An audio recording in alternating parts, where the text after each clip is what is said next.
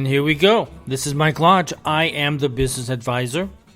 And it's a Monday, and it is the final week of August. Moving on in to September at the end of the week, Friday.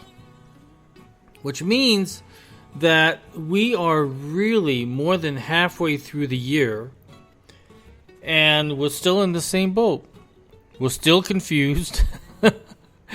We're still poor. We still don't have enough money. Our groceries are still too high. Gas prices, not too much to put in the car. And we're still confused as to where the economy is going. There is a new report out that came out this morning that says consumers, you and I, are still very cautious about the economy. And we have good reason to be, because we don't know which direction it's going in. We get mixed messages out of Washington, D.C. We get mixed messages out of Wall Street. And then we hear a different story of what's happening to you and me on the ground, in the battlefield, of trying to buy groceries. So we have a lot of different issues that we still need to address. And so I say to you, live conservatively. Spend your money wisely. Save your money. Build up a savings. Don't buy anything large. Remain safe until we know exactly what's going on. Because it's going up and down, sideways, forward. We don't know which direction it's going in.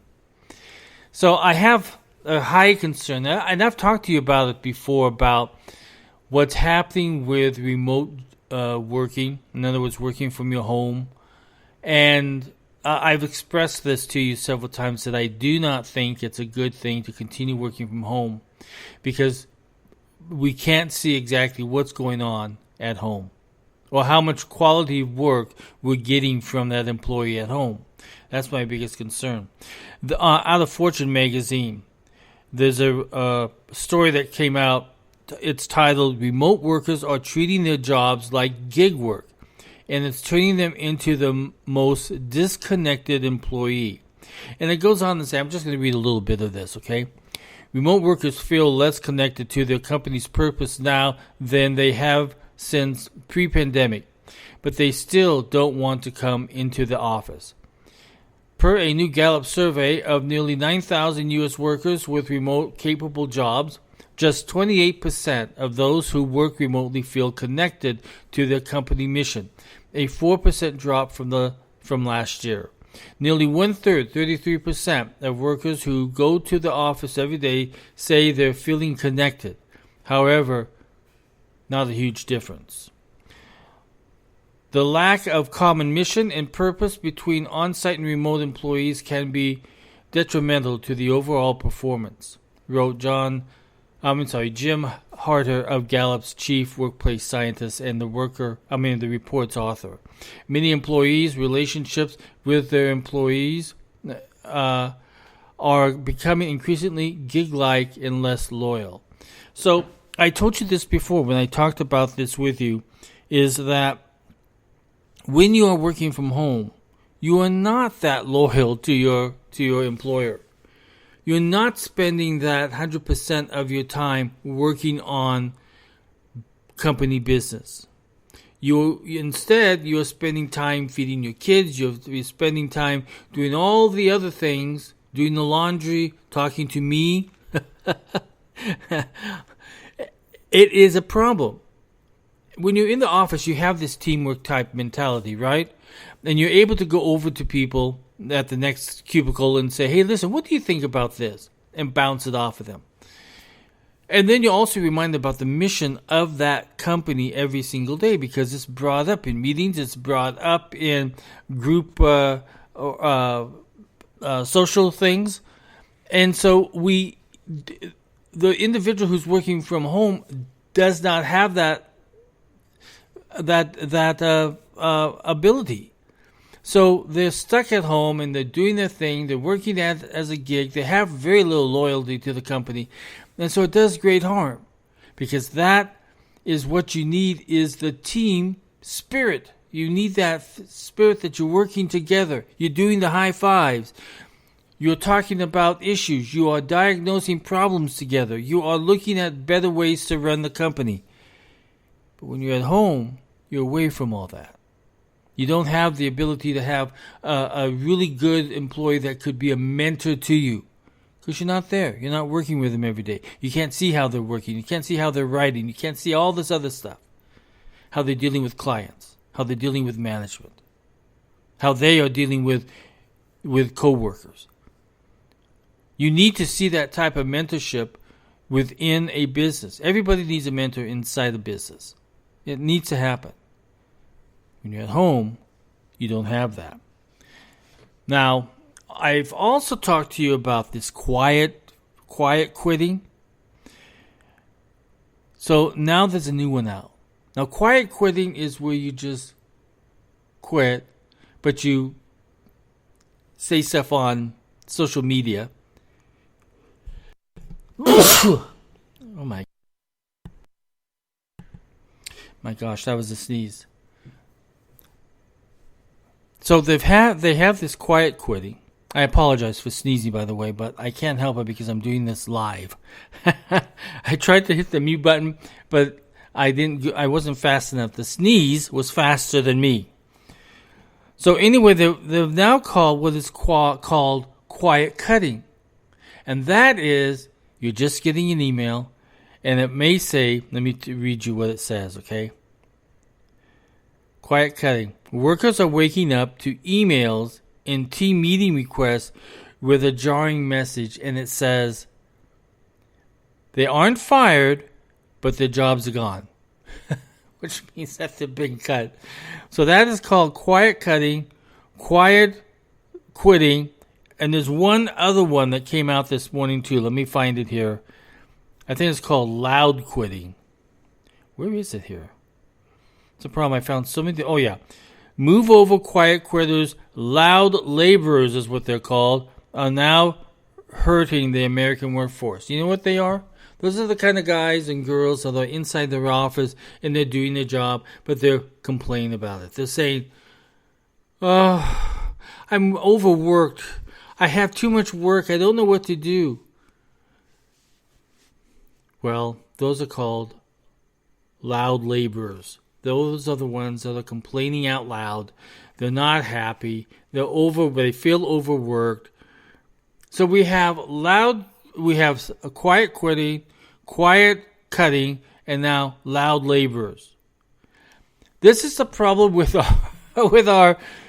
our employment at the moment, is that we have a lot of people who need to think about working and supporting the company that hired them instead of all of their emotional feelings.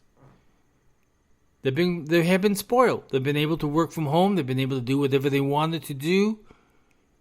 And so they become not good employees, but kind of bad employees. And that leads me to my next one.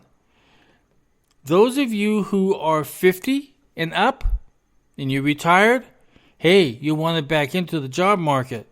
You're a hot ticket in today's labor market. So says a article that I found today out of Kiplinger. And what it says is, shifting demographics give older workers a leading edge with employers who are looking for a strong work ethic and experience. So what does that tell you?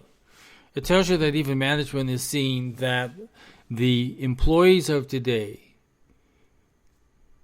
those who don't have that great amount of experience, or those who don't have that great amount of maturity as an employee, or maybe even as a human being, are not able to do their jobs in an ethical way, or in a driven way, or in a loyal way to their employer. Instead, it's all about them. It's all about the me generation. And this me generation is getting themselves into trouble because now the individual 50 on up who has a good work ethic is taking your jobs. I told you this once before, but when I started my company way back in 1984, I took on projects that no one else wanted to do. And that's how I built my reputation. people said, oh, I know who can do it, and they would call me. And pretty soon I had a good client base where I could work with all of these different companies and industries because they knew I had a good work ethic and I would get the project done whatever they wanted to do. And that is how individuals today should be thinking. What can I do? What can I take on that no one else wants to do that will give me a name? Or are you the type of employee that's going to say, I'm tired today. I don't think I'll come in. So they don't call in to the office. They don't do anything because they don't really have to, because no one's really monitoring them anymore. The ethics of today's worker has declined. It is in default, is what it is. And if the individuals who are young, those in your 20s up to your 39-year and 40-year ages, who think that they deserve that job, and so they just do whatever the piddly thing that they have to do to keep the job, but they're not putting the full effort into the job, you're going to be gone. Because there are older individuals, 50 and above, who have gone through this. They are mature. They have the experience level that they can get the job done much faster.